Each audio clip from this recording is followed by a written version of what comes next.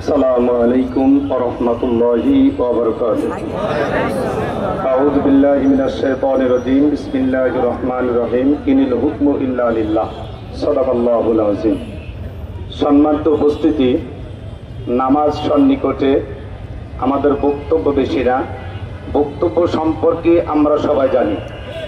আমরা যারা মাঠে ময়দানে আসছি, শুধু মাঠে ময়দানে না, আমরা খেটে খাওয়া মানুষ সহ সবাই বুঝতে পারছি যে আমাদের অধিকার আমাদেরকেই আদায় করে নিতে হবে। আমাদের অধিকার ওই ফ্যাসিস্টরা দেবে না। আমাদের অধিকার বাংলাদেশকে যারা দুর্নীতিরা চালু করেছে তারা আমাদের অধিকার দেবে না, আমাদেরকে আদায় করে নিতে হবে। এটা বুঝে শুনে আমরা ময়দানে নামছি, কথা বলে ঠিক কিনা? এটা বুঝেই আমরা 16 বছর সংগ্রাম করেছি।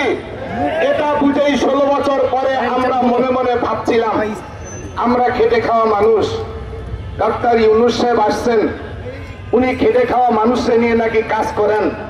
আমরা ভাবছিলাম উনি মানুষের ভিতরের কথাগুলা, হৃদয়ের কথাগুলা বুঝবেন। উনি বুঝছিলেন, কিন্তু কি কারণে লন্ডন গেলেন।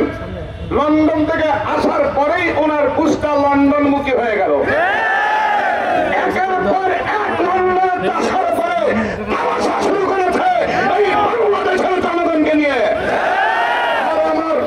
আমাদের কথা স্পষ্ট, আমরা যেটা বুকের তাজা রক্ত যেতে বিজয় ছিঁড়ে এনেছি, আমরা পুরাই কোন দুর্নীতিবাজদেরকে, পুরাই কোন চাঁদাবাজদেরকে, পুরাই যারা দুর্নীতিতে দেশ চ্যাম্পিয়ন করেছে তাদেরকে আমাদের মানুষ গ্রহণ করবে না, করবে না, করবে না।